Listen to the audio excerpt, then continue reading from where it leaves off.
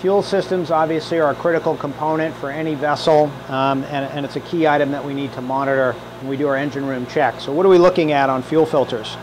We're looking for, initially, fuel vacuum. If you have a tandem filter like this style, it comes with a vacuum gauge on it, so you're set in that respect. It probably won't be this gauge. This is an aftermarket gauge, and a very good one at that. Notice that it has the red drag needle on it, so that records the highest vacuum that has been experienced by that gauge until it's reset.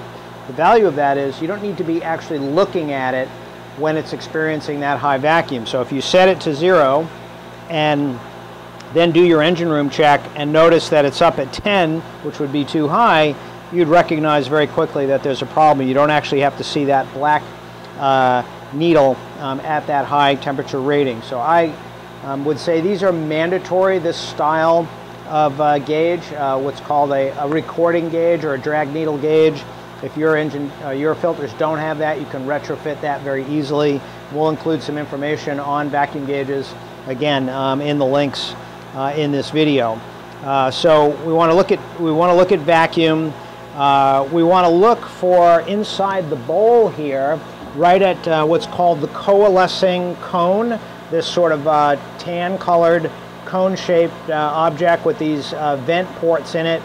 What we're looking there for is dirt, obviously. We want to see an accumulation of dirt. We're looking for water in the bottom of the filter, and we're looking for air. If you see air bubbles coming out of this port in the coalescing cone, that's a problem. It means that air is leaking into the fuel system somewhere upstream of this primary filter, and it is accumulating in the top of the filter. It will eventually work its way down and begin to get drawn into the engine and create running issues. So with your flashlight, if you need to, if it's not bright enough, look in there and see if you see any evidence of air bubbles streaming up from that coalescing cone. Look for water in the bottom of the filter. This filter has a water sensor on it. This wire back here tells me that is there's a probe inside this bowl that will sound an alarm if the water level in this bowl reaches the sensor. It's a very good feature, and it can be retrofit to most of these Raycor Turbine Series filter bowls, so I recommend that. While we're talking about the filters, let me just point out this is a Marine or MA Series filter because it has this heat shield, and it has a metallic drain, and that drain has a plug in it. All of that is compliant with ABYC standards. So if there's a fire in this engine room, this filter is designed to endure 2.5 minutes of exposure to flame before the bowl could be compromised. The valve is metal, so it can't melt, obviously. And that plug is very important. If this valve handle was to be jarred by accident, you could potentially leak a lot of fuel, depending on the level of fuel in the tanks, out of this filter. So that safety plug is critical to have there. And generally, we're also looking for leaks, obviously. So if we're doing our engine room inspection, we're looking at filters. I always like to wipe my hand across the bottom of the filters to see if they're wet, under the selector valve here like this to see if it's wet. While we're looking at that selector valve, note that it is on pointing. That point points to the filter that you're actually operating on at the moment. And it can be switched, obviously, very quickly and easily to the other filter underway. Note, this position is both filters. You should never run on both filters because it gives you no reserve. I find tandem filters like this set into this both mode quite often, and it's incorrect because, again, you have no reserve when you do that. If the filter's clogged, they both clog at the same time. That position is off. So if you were working on the fuel system, you could turn the fuel off. Obviously, you'd never do that while the engine was running. Another fuel-related item worthy of measurement is fuel temperature. Typically measure that at the secondary filter on the engine using our infrared pyrometer. Why do we want to measure that? Well, some engines utilize a fuel cooler, a seawater cooled fuel cooler that will lower the temperature of the fuel or keep it cooler. Cooler fuel is typically more efficient. It's denser, has more BTUs per given volume.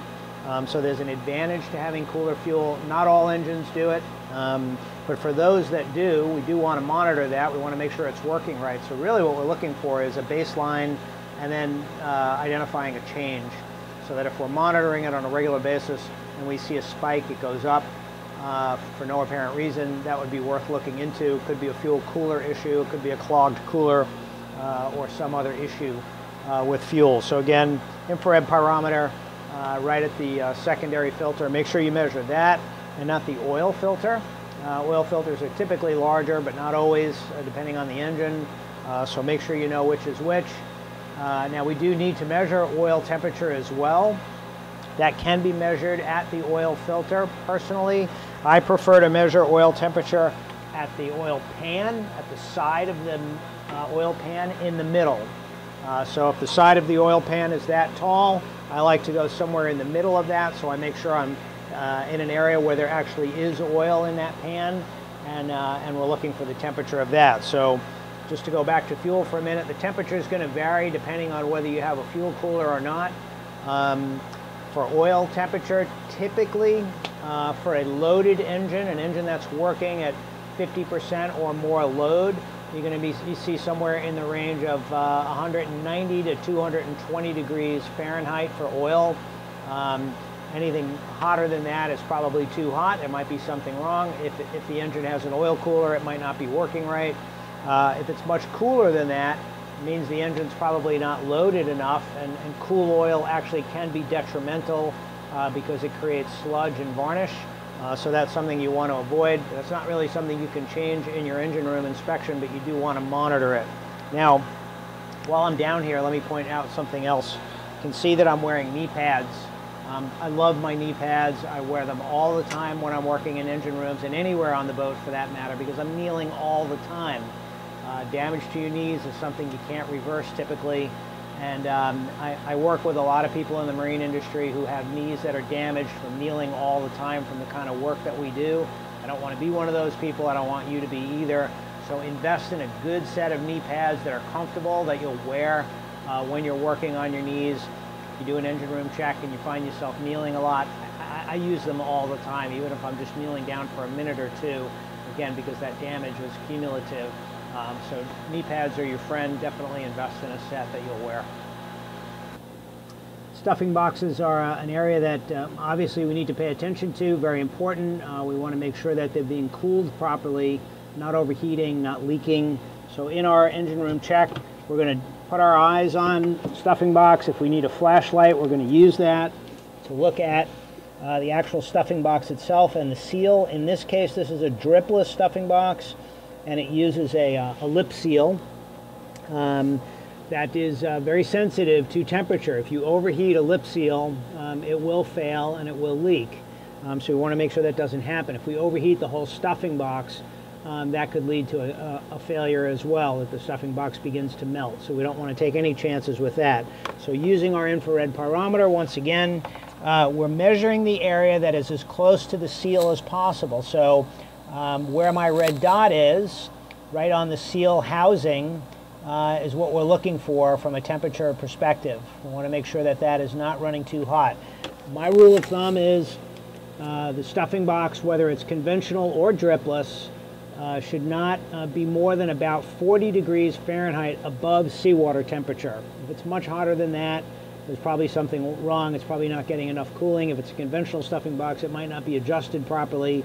If it is a face seal type stuffing box that uses a silver ring that spins with the shaft against a carbon face seal, be sure that you're not measuring the temperature on the silver ring, again, because that's very reflective. It's going to give you a false reading.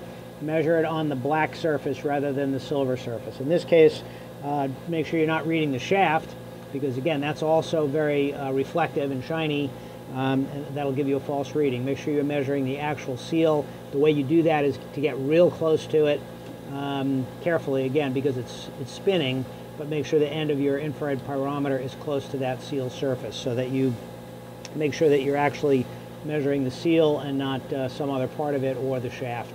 Now also in this area, on this vessel, we have a thrust bearing, which is this.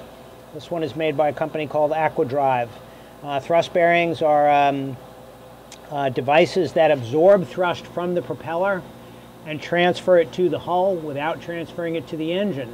So they are designed to minimize vibration and noise that is transmitted from the shaft and propeller, and they actually work quite well. It's a very valid approach and a good product, and there's a few manufacturers that make these. This is not the only one, but I like thrust bearings because they do work. They do reduce the vibration and noise level, and they make alignment easier because they use a universal or a cart end joint to make the transition between the shaft angle and the engine transmission coupling output angle. What do we want to be looking for here? Really temperature primarily. We're measuring the temperature of the actual thrust bearing itself, and looking for something that's within the standards of the manufacturer. We'll include some information about this in the links in this video. It does vary from thrust bearing manufacturer to manufacturer, so you'd have to know the specs on yours. For Aquadrive, I think this one is somewhere around 170 degrees Fahrenheit, but again, that varies from manufacturer to manufacturer, so make sure you know what yours is designed for. While you're in here looking at it, eyeball the bushings that transmit the load between the bearing and the vessel itself. These rubber bushings right down here, and make sure they're not damaged or cracked or deteriorating in any way. And other than that, not much else to see there. All right, let's move on to hydraulics. So this vessel has a hydraulic system. It has a reservoir, which is this tank right here, and it has a manifold there. We're looking at both of these for two different reasons. For the reservoir, we're looking at the temperature. We want to know how hot is that hydraulic fluid. It has a thermometer on it and a level gauge as well, so you could read that one. You don't necessarily have to use your infrared pyrometer. But why is that important? Well, that hydraulic fluid is cooled with seawater. It uses a heat exchanger. If the pump that is supplying that water fails, or if the strainer gets clogged, or if for any reason we lose cooling water for the hydraulic fluid, that fluid will begin to overheat. Eventually, you should get an alarm at your instrument panel. You might not, but you should. If that fluid overheats enough, it can cause damage to the pump. It could cause the pump to seize, and if that happens, it'll damage whatever is driving the pump, which is typically the transmission or a timing gear on the front of the engine. We don't want any of that to happen. Obviously, we want to catch this long before that's an issue. So if we monitor that temperature, then we're not going to have that problem. Hydraulic fluid temperature, generally looking at somewhere in the 140 to 160 degree range, but check your manufacturer. They will have a normal operating temperature, sort of a warning temperature typically, and then an alarm temperature. You want to know what those are for your system so you know how to monitor it. On the manifold, on this boat anyway, you can see there's a series of gauges that you can look at for pressure, and there's a mark on one of those gauges. I'll illuminate it with my infrared pyrometer. You see that little arrow there. Typically, and again, I'm generalizing because there's different manufacturers that run at different temperatures. For this system, ABT, we're looking at, for stabilization, somewhere in the 14 to 1600 psi range, and if we're using thrusters, around double that, around 3000 psi. Again, it varies from manufacturer to manufacturer and maybe even model to model, so check yours so you know what you should be seeing when you're using those different systems. And of course, we're looking for leaks always, so as you're eyeballing those systems, look for leaks. If it's easy for you to touch it, it's not in this case because I'm having to lean over the engine, but if you can touch it and you can run your hand around these areas and not come up with any fluid, this one's dry. Again, kudos to this owner for doing a good job keeping this leak free and clean. If you see any leaks, clearly those would need to be dealt with. While you're looking at the stuffing box, take a look at the shaft as well. If you see a wobble or a back and forth movement on the shaft, that's an indication of a problem typically. The shaft should be steady.